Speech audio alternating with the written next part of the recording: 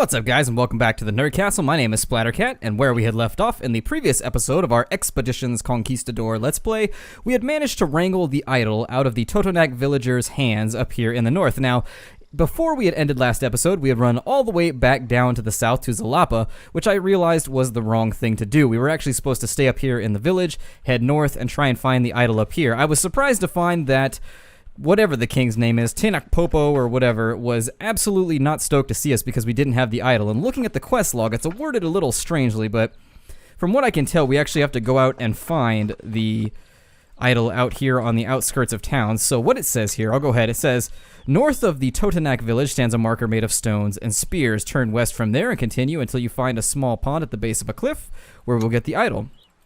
And so we headed north. And it looks like, is that stone and spears? That looks like stone and spears.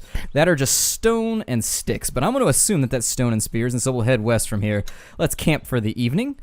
There we are. And our hunting went okay, and we found 9 metal during the course of the evening, which is good. We got ourselves a little bit of kit, so we can make ourselves some spike traps, caltrops, lanterns, whatever lovely little goodies we wanted to throw and use against our enemies. I guess you can't throw a spike trap. That would be more of a spike projectile.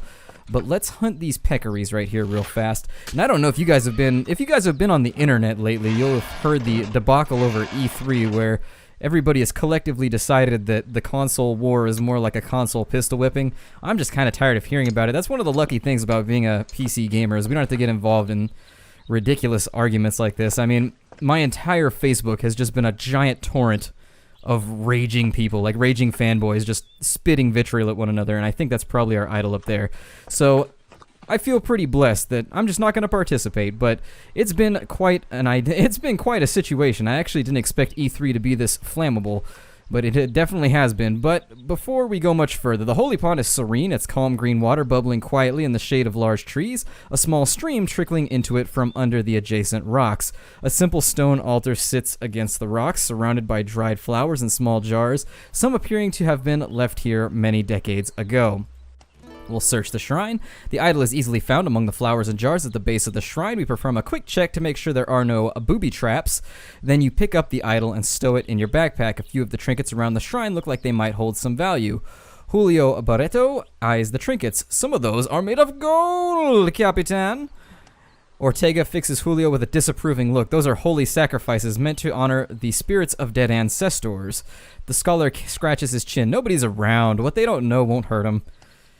Juan clenches his fists. I'll know. And we'll just leave it, whatever. We already dug up a grave and stole that treasure. I don't want to accumulate too much bad karma, get ourselves into a situation where we've got crazy boogeymen ghosts chasing us around like Slender, hanging out on the edges of our camp, waiting for us to walk out into the forest in the evening to take a pee, and then just like making everything fizzle out into static. That would be the worst way to end this whole thing, especially since they don't even know what white snow static looks like in this time period. It would just be completely overwhelming. So let's head back to Zalapa with our idol, or well, not our idol, but the idol we shall give back. Ooh, let's get that cairn here while we're on our way back in. And there's nothing contextual, so I guess we'll just camp for the eve. We didn't hunt quite as much, but still, it's enough to offset the cost of travel.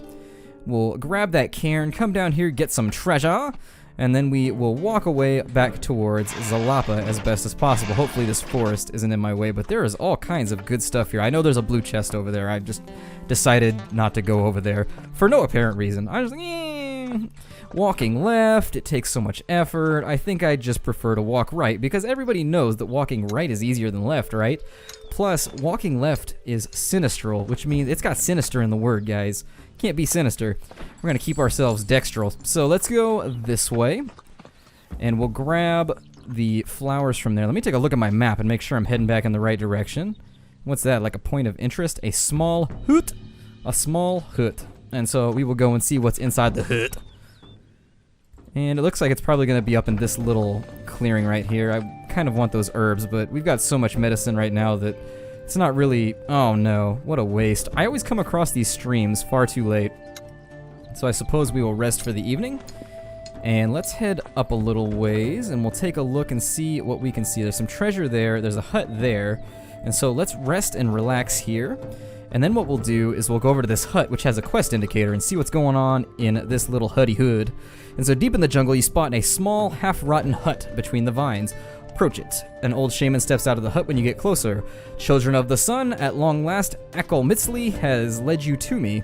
If I was led here by a god, it wasn't one of yours. The old man eyes your equipment and your carts. It is the demand of Lord of Mictlan that you leave all your riches here with me as an offering. Not gonna happen. The old shaman adopts the most ominous expression his face can muster. You must acquiesce to the will of the arm of Puma. If you refuse, I will put a deadly curse on you to appease him instead. Gabriela Ibarra steps forward, slightly agitated. Oh, highly agitated. Highly and slightly. Not really, kind of the antithesis of one another. Greedy bastardo, Capitan, we can't give this insolent shaman so much as a single gold coin. Let him continue. You normally so generous Laszlo Paulik nods vigorously. I agree, Capitan. Frankly, this entitled fool deserves to die. I say we kill him. Well, that escalated quickly. He's just demanding gold. I mean, he didn't try and, like, rob us or anything. We'll see what happens if we continue. The peaceful trapper Tayana crosses her arms. Should see. Let's kill him. God, this is really escalating. Wow. Everybody in my entire group is like, kill him. That is amazing.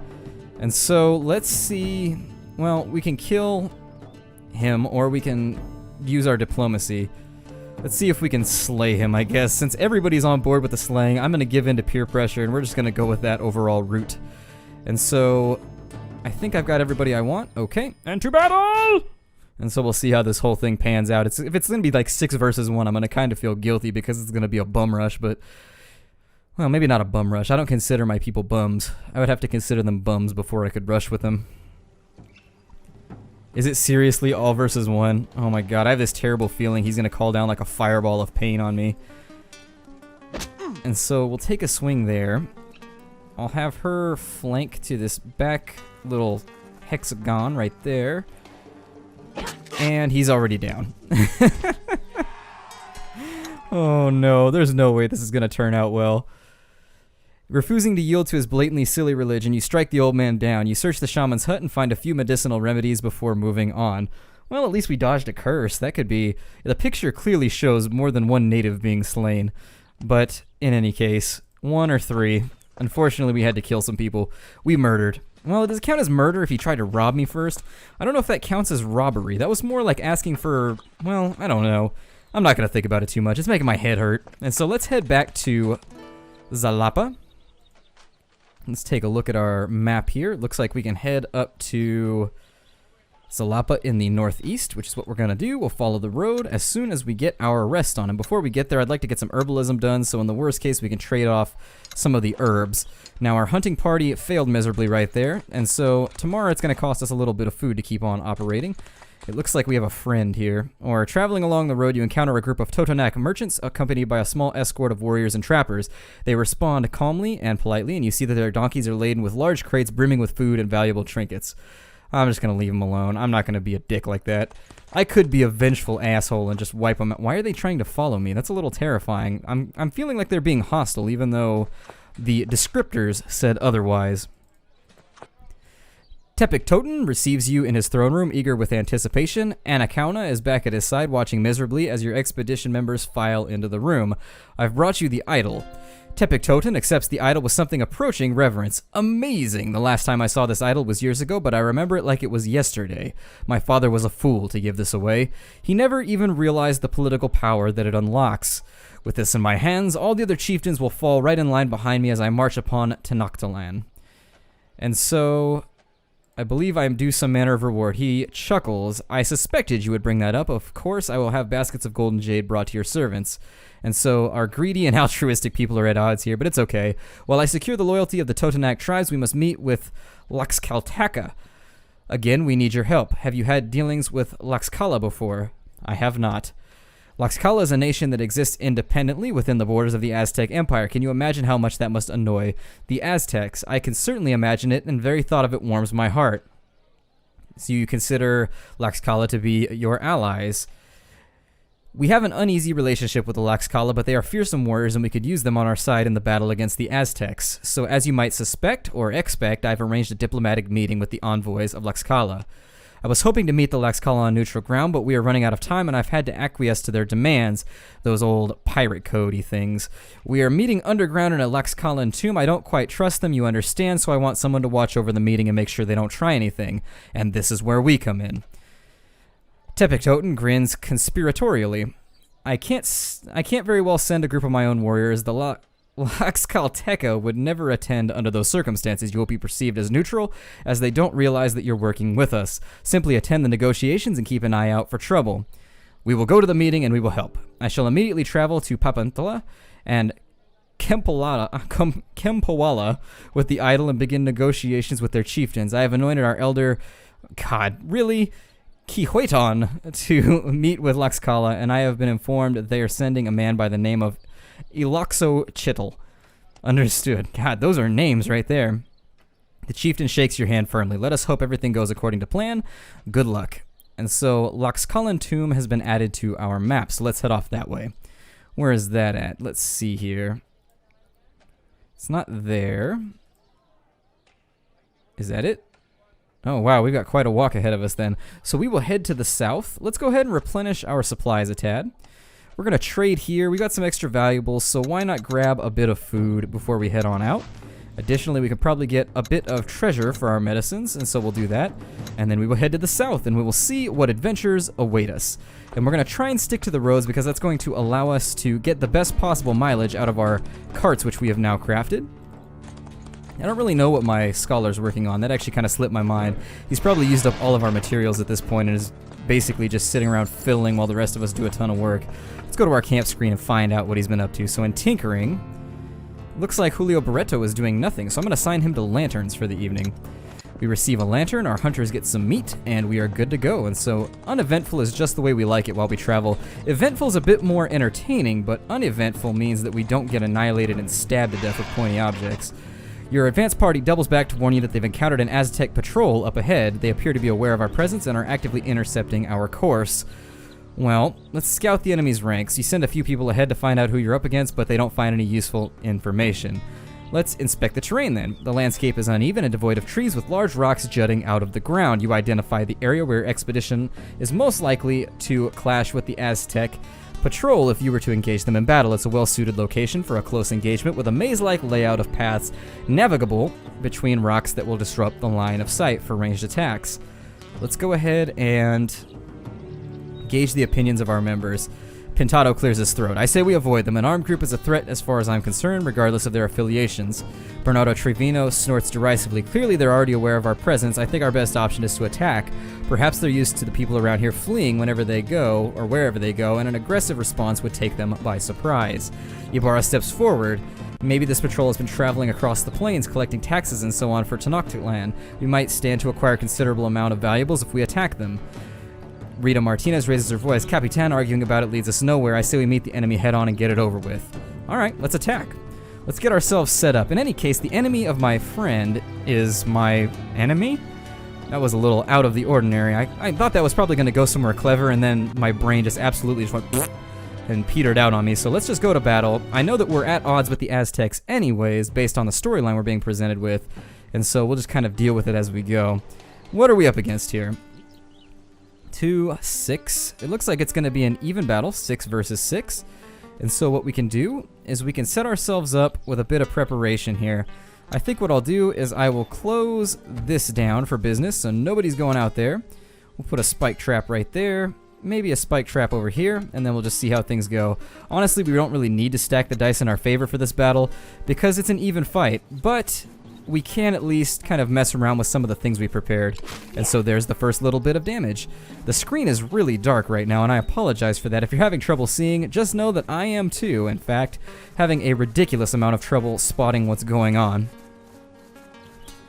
So it looks like we're going to allow them to advance as always. And on our left flank, we got somebody closing in rather rapidly. I don't really know who I want to face first.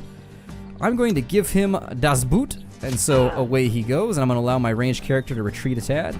I'm going to bring my warrior over to here, where he shall halberd like the wind. If the wind had a halberd, the wind would be very dangerous. I suspect that winter would be a lot more terrifying if the wind was just floating around with a halberd. Let's take my scout, and we're going to have him run up on this ranged character. and unleash the pain, 51 damage worth. This character here, my doctor, can at least take a shot. I can't guarantee it's going to do anything, but it's worth a try. And on this side, it looks like they're going to try and close on this location as best as possible. So it may be in my best interest to kind of create a line back here behind cover. So what I'll do is anybody that has movement left over, well, nobody has movement left over, so we may take a couple hits here. Yeah, we're going to take a blow dart or a curse or something right there. Yowdle is that guy's name. Sounds like some kind of like form of art or something, Yowdle art. And we've got a blocked attack right there. I should probably kind of bait him back across that spike trap. I completely forgot in the darkness I can't really see it, so... Our scout has managed to kill off a foe, and we're going to have him close, or her, I'm sorry, Anna Vidal close the distance as much as possible, because with Bloodthirsty as a buff, she's going to do a lot of damage next turn. My other warriors are going to advance to this shaman's location, take a swing, and over here, maybe I'll have a warrior stand at that spot, and then a ranger kind of come around this way and take a shot at this guy, although it is going to be with limited accuracy since he's behind a barricade. Additionally, I don't know if the curse is going to affect his accuracy. My doctor should also probably perform in the same manner. Actually, yeah. I'm going to have the doctor come up behind my ranged guy, and we'll cure his curse in the next turn. So he's going to use a tactical move to get the hell away from us. They're going to start smashing away at the barricade there. They're going to go for a brute force solution. That gentleman's going to try and kite a little bit, and he's going to miss with a blow dart. And so I'm going to refocus my efforts right here since I already have people in the vicinity. This unit has a 68% chance of hitting, which at that range seems a little weak. So what I'll do is I will decurse him and use that as a bit of a learning experience. Okay, so the curse was lowering his accuracy. Now with 86%, we should be able to get a shot off. Since this guy has Bloodthirsty, I would love to get him into melee, but unfortunately that doesn't seem like it's going to be the case. Instead, I'll run down their hunter so that we don't have to deal with kiting obnoxious ranged people just running around in circles the entire game. Over here, I will have both of these units kind of swing around and cause trouble for this unit. Just totally dogpile on him and his super cool eagle hat. Makes him look like Falco from Star Fox. And so he's going to come back around this way. I read a wiki one time and it said that Falco was based like loosely on... Oh god, who was it? He was based on like Fonzie or something like that. Something... I forget what it was. He was based on somebody from... It was either Fonzie from Happy Days or it was somebody from a musical. I don't really remember. He got Relentless right there at proc, which means he can attack again. So he gets a whole separate turn. We're going to have him step forward, and that paid off magnificently. I don't know if it can happen again. I doubt it, but let's go ahead and we'll position a unit right there. I don't know if you can actually step on that spot. We may have to pull a stun, step back, and do a little bit of a rotation to get any type of damage done in the next turn. I'm also going to have a warrior come up here and face off with that shaman. We need to use up our attack here with Vidal. And who else has not been doing anything? My ranger hasn't taken his shot for the turn, so I'll have him come over here. And Shazowie, there goes that bullet straight into the chest of our foes. He's going to tactical move back around to get a flanking attack, which is a little unfortunate. That unit's going to commit suicide atop our halberd. And we're actually going to try and, yeah, make sure that doesn't... It's not a flanking attack anymore. Now it's a one-sided attack, and you'll forgive me for hiccuping there. That's a terrible time to have a hiccup. God. And in any case, I'll probably edit it out in post. Whatever. It's fine. And this... Oh, how the turntables have spun, my friend. How they icky. And so we get a flawless victory there with the flanking attack to close it on up. We're getting our cheer on in the background, and let's see what will come of this whole thing. Your troops face off against the Aztec patrol and emerge victorious. Your people quickly rifle through the belongings of your vanquished foes and add their loot to your carts. There's an unusually large amount of valuable trinkets with a large enough range of artistic expression that you suspect they must have been stolen or raised as taxes from remote villages. You also recover a healthy amount of rations and a pouch of untreated medicinal herbs. So that worked out. I mean, what could possibly go wrong with murdering an Imperial envoy or an Imperial tax collector? What could possibly go wrong, you guys? I'm going to grab these herbs, and let's take a look at our map and make sure that I'm staying on course appropriately. I believe we should probably, as a wooden cross there, and a point of interest. Let's go check out the point of interest. We might as well get some exploration done while we're out and abroad. While we're out being intrepid adventurers, we might as well take a look at the things that are on the side, because honestly, I doubt we're going to make it down to the south quick enough for it to matter anyways. So, let's dally a bit. We'll drag our feet a tad, see what we can find, and these trees always seem to be in my way. We'll grab this beacon right here, this cairn. And so Chart the Roads has gotten updated. I don't really know how we're coming along with Chart the Roads. I should probably take a look. 5 out of 10. I mean, I don't really aspire to finish those off. But let's head to the southeast. And I believe it said there was a wooden cross over here, which I'd like to take a look at. I'm not going to diverge from the road at the given moment because I'd like to take a look and see. I'd like to basically arrive somewhere. I'd like to see. Let's go to the wooden cross first, and then we'll swing down to Kuatitlan. And so once we rest, we should be able to cut to the southwest. And we found equipment and some meat. We've made another lantern. And let's check this cross out because our party is full of Christians. And so we should probably figure out what our symbol is doing out here in the middle of nowhere. It may be that missing party we were looking for. Your expedition is carefully making its way up a narrow path on the side of a mountain when you turn a corner to be faced with a beautiful view. Rose-colored clouds stretch across the sky and reflect the sun's light across the lush landscape far below you. A single sturdy tree, timelessly ancient, makes a striking silhouette at the top of a rock outcropping. Beneath its canopy stands a solitary wooden cross. We examine it. It says the side of the cross facing away from the cliff is engraved with the outlines of a flower and nothing more. Into the backside of the following inscription has been artfully carved. Sweet mountain flower, justice will be done. At the foot of the cross, arranged to face away from the cross and towards the horizon, is exquisite Conquistador's helmet engraved with a gold pattern. We examine it. You recognize the helmet as soon as you pick it up. It belonged to the Conquistador Felipe Gutierrez, who was sent on an expedition 3 years prior to yours, from which no one ever returned. Beneath the helmet is a small, distinctly feminine pouch full of medicinal herbs and remedies. The name Inez is stitched into it. Gabriela Ibarra leans forward. That helmet looks valuable. I'm just putting that out there. Yeah, there's always that guy when you go anywhere. I'm just throwing it out there. Just planting that seed. From behind her, Alejandro Pintado raises his hands in warning. This site is a memorial for someone who fell in service to the Spanish crown. Taking the helmet is the equivalent of disturbing the grave of a Christian.